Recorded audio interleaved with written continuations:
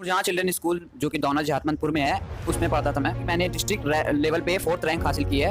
अगर आपको मैथ्स में अच्छा स्कोर करना है और इस तरह पढ़ाई करे कि वो एक इंसान बने, ना कि वो मशीन बन जाए, वो इंसानियत के लिए पढ़ाई करें। लेकिन घर वालों को, हम लोग को, सबको यही मतलब बिलीव यही था कि हाँ आसन टॉप कर सकता है, आसन के पास एक कैपेबिलिटी है कि वो टॉप कर सकता है। तो रिजल्ट जैसे आया तो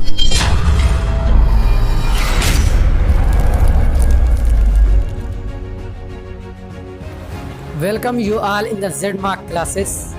तो मैं इस इंटरव्यू में आप सभी का वेलकम है, लेकिन इंटरव्यू लेने से पहले मैं इस महान हस्ती के बारे में आप लोगों को थोड़ा बहुत बता देता हूँ। ये एहसन खान है, जो कि इस वक्त नूरजहां चिल्ड्रन स्कूल का, आप लोगों को पता है, CBSE क्लास 10 का रिज़ल्ट आ चुका है और इन्होंने नूरजहां चिल्ड्रन स्कूल में फर्स्ट पोजीशन लाई है, जो कि 97% अचीव करके अपने पूरे इनके घर इलाके स्कूल में खुशी का ही खुशी माहौल है। तो मैंने सोचा इस वक्त इनका इंटरव्यू लिया जाए और इनकी क्या स्ट्रेटजी थी। इन्होंने मैथमेटिक्स में 100 आउट ऑफ 100 स्कोर किया है और कंप्यूटर में 100 आउट ऑफ 100 स्कोर किया और ऑल सब्जेक्ट की बात की तो 90+ इन्होंने स्कोर किया है।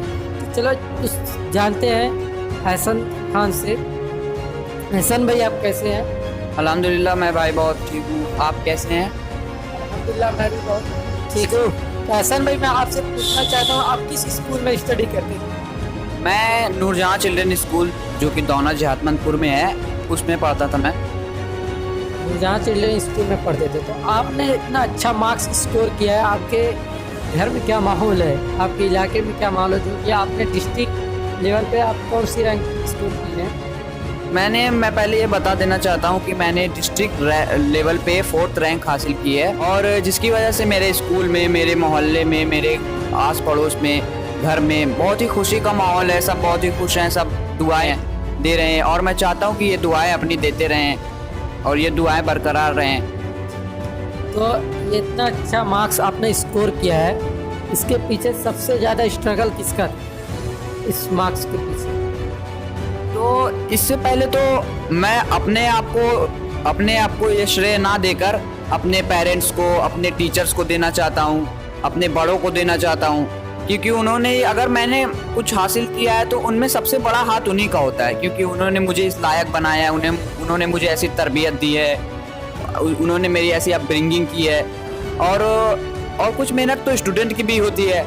तो मेरे टीचर्स ने, मेरे पेरेंट्स ने, मेरे बड़ों ने जैसे मुझे बताया, मैं वैसा ही उसी कंसिस्टेंसी के साथ करता गया, हार्ड वर्क करता गया उसी तरह। तो अगर कोई भी स्टूडेंट हार्ड वर्किंग करता है कंसिस्टेंसी के साथ, तो इंशाल्लाह वो टॉप तो करेगा ही। तो ऐसा भाई, यहाँ मैं पूछता हूँ, आपकी स्टडी जो आप इतना अच्छा स्कोर किए हैं, आपका डेली रूटीन क्या था, स्टडी रूटीन क्या था आपका? तो मेरा काशिफ भाई डेली रूटीन यही था कि अगर हमें, तो हर कोई भी सब्जेक्ट हम पढ़ते हैं तो उसका अलग अलग टाइम होता है। अगर आपको अपना रूटीन बनाना है, आपको जो सब्जेक्ट ज़्यादा अच्छा लगता है और जिसमें आपका इंटरेस्ट ज़्यादा है और आप चाहते हैं कि मैं क्लास 11th में वही सब्जेक्ट परस्यू करूं अपनी स्टडी के लिए, तो आप उस सब्जेक्ट में ज़्यादा ध्यान दें। और आपको 10th में क्या करना है, आपको एक मेन सब्जेक्ट बनाना है, जिसमें मतलब अगर आप गिरे भी तो वो मेन सब्जेक्ट आपका एज अ पिलर सपोर्ट करे। तो मैं तो सुबह में स्कूल जाता था, उससे पहले मेरी कुछ नहीं, मैं उठता था, नमाज पढ़ता था और तिलावत कुरान करता था, जिससे पहले, उसके बाद स्कूल से आने के बाद थोड़ा रेस्ट चाहिए हमको। तो फिर मेरी जो स्टडी होती थी वो नाइट में ही होती थी। रात में मगरिब बाद बैठता था तो 12 बजे तक, 10 बजे तक, तो जितना मुझसे हो सकता था मैंने मेहनत की। तो ऐसा भी यहाँ पे एक सवाल और मैं आपसे पूछना चाहता हूँ, आपने मैथमेटिक्स में 100 आउट ऑफ 100 स्कोर किया है, इसके पीछे का क्या सक्सेस है? और आप स्टूडेंट को बता भी सकते हैं, क्योंकि जो कि बहुत सारे स्टूडेंट मैथमेटिक्स से बहुत ज़्यादा डरते हैं, तो उनके लिए आप क्या मैसेज देना चाहते हैं? तो मैं ऐसे स्टूडेंट्स को जिनको मन में मैथमेटिक्स को लेके एक फोबिया है, तो मैं पहले उनसे कहना चाहता हूँ कि अगर आपको मैथ्स में अच्छा स्कोर करना है तो आप इस फोबिया को निकाल दीजिए अपने अंदर से। अगर आपको मैथ में अच्छा स्कोर करना है तो इस डर को, इस फोबिया को आप निकाल दीजिए। और मैथ में कुछ तो नहीं होता, मैथ में सिर्फ प्रैक्टिस करना है आपको। जो टीचर पढ़ा दें तो बस उसको रिवाइज करिए, अलग से क्वेश्चन लगाइए, एनसीईआरटी को ही मेन इंपॉर्टेंस दीजिए। और अगर आप बात करते हैं कि मैंने कैसे स्कोर किया, तो मैंने लगातार मेहनत की है, और लगातार मेहनत करने के साथ साथ मैंने अपने टीचर्स का अदब किया है, लिहाज किया है, अपने पेरेंट्स का लिहाज किया हुआ है। तो अगर हम टीचर को क्या चाहिए होता है, टीचर को सिर्फ चाहिए होता है अदब, कि हम उनका रिस्पेक्ट करें। और अगर हम टीचर की रिस्पेक्ट करते हैं तो उनके दिल से हमारे लिए दुआएं निकलती है, पेरेंट्स के दिल से दुआएं निकलती हैं। तो मेहनत तो एक अलग चीज़ है कि मेहनत करेंगे तो नंबर आएगा ही, और उसके साथ साथ दुआएं भी बहुत काम आती हैं। आपके कल रिजल्ट आया तो घर में सबसे पहले रिजल्ट से तो पहले ही सस्पेंस काफ़ी बना हुआ था। तो उसके बाद सस्पेंस तो मतलब बना हुआ था कि कौन टॉप करेगा, क्योंकि कंपटीशन भी क्लास में तगड़ा कंपटीशन था। तो लेकिन घर वालों को, हम लोग को, सबको यही मतलब बिलीव यही था कि हाँ आसन टॉप कर सकता है, आसन के पास एक कैपेबिलिटी है कि वो टॉप कर सकता है। तो रिज़ल्ट जैसे आया तो साइट भी थोड़ी, जो सर्वर भी डाउन हो गया था, तो सस्पेंस और बढ़ता जा रहा था सस्पेंस। उसके बाद फिर स्कूल से खबर आई कि आसन तुमने 97% स्कोर कर दिया है। तो घर में खुशी का माहौल भी फैल गया। आसपास के इलाकों में भी लोगों ने, जो लोग आए काफ़ी, उन्होंने बधाई दी, मुबारकबाद भी दी। और ऐसे ही मतलब सस्पेंस जितना ज़्यादा बना, उसी हिसाब से क्या हुआ कि उसका रिजल्ट भी मिला, और सबको बहुत खुशी हुई कि आसन ने इतना अच्छा स्कोर किया। हम लोग को प्राउड है। उम्मीद करते हैं कि अगर आप लोगों की भी ऐसी दुआएं मिलती रही, आप सबका आशीर्वाद मिलता रहा, आप सबकी दुआएं ऐसे रही, तो इंशाल्लाह और आगे जाएंगे हम लोग। क्लास टीचर का क्या नाम है? हमारे क्लास टीचर का नाम अबू तलहा सर है, जो कि एक काफ़ी सुलझे हुए इंसान है। और वो हमारे नूरजहां चिल्ड्रन स्कूल में जितने भी टीचर्स हैं, वो ना सिर्फ एक टीचर की तरह हमारे लाइफ में एक रोल प्ले करते हैं, बल्कि वो हमारे गार्जियन की तरह रहते हैं। वो हमें अपना भाई समझ के, अपना सन समझ के ट्रीट करते हैं, ताकि ये वो नहीं देखते कि हमें ये बच्चा कैसा पढ़ने में, वो सबको इक्वली ट्रीट करते हैं। Thank you so much Ehsan भाई। मैं एक और सवाल आपसे पूछता हूँ, आपने किस बुक से स्टडी की थी? क्या एनसीईआरटी एनफ है इतना अच्छा मार्क्स स्कोर करने के लिए, 95+ स्कोर करने के लिए, या आप कोई और बुक रेफरेंस में यूज़ की थी?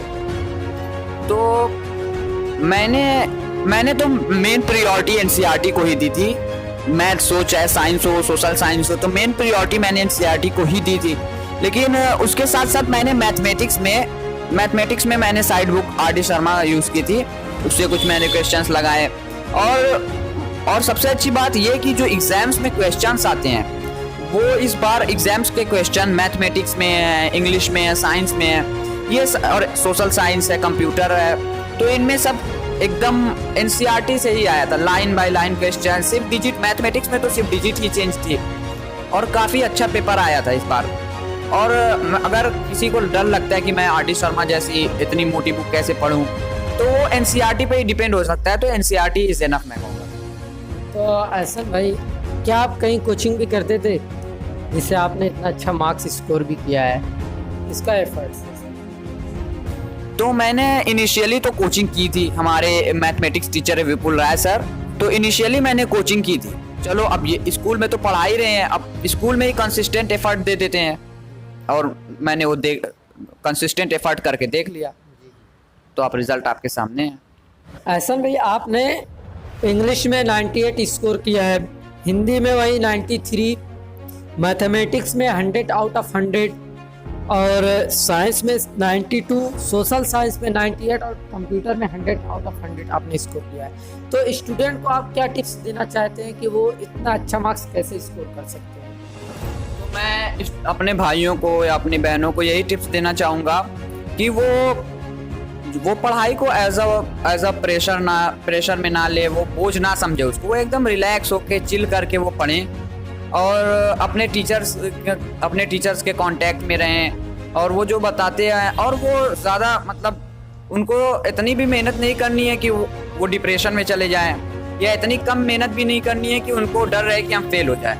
वो एकदम मीडियम स्टूडेंट जो जैसा पढ़ता है वैसा उनको पढ़ना है, और मेनली एनसीईआरटी को उनको प्रायोरिटी देनी है, उसी पे फोकस करना है। और उसके साथ साथ सैम्पल पेपर्स वो सॉल्व कर सकते हैं, और जो मॉडल पेपर्स है, प्रीवियस ईयर पेपर्स है, उसको सॉल्व करते रहना चाहिए उनको। और प्रीवियस ईयर क्वेश्चंस भी आते हैं, उनको सॉल्व करते रहना चाहिए उनको। और अपने सीनियर मेनली तो यही है कि अपने सीनियर्स के और अपने टीचर्स के कांटेक्ट में रहना चाहिए। और thank you so much Ehsan भाई, हमारे साथ इंटरव्यू देने के लिए और बच्चों को मोटिवेट करने के लिए थैंक यू सो मच।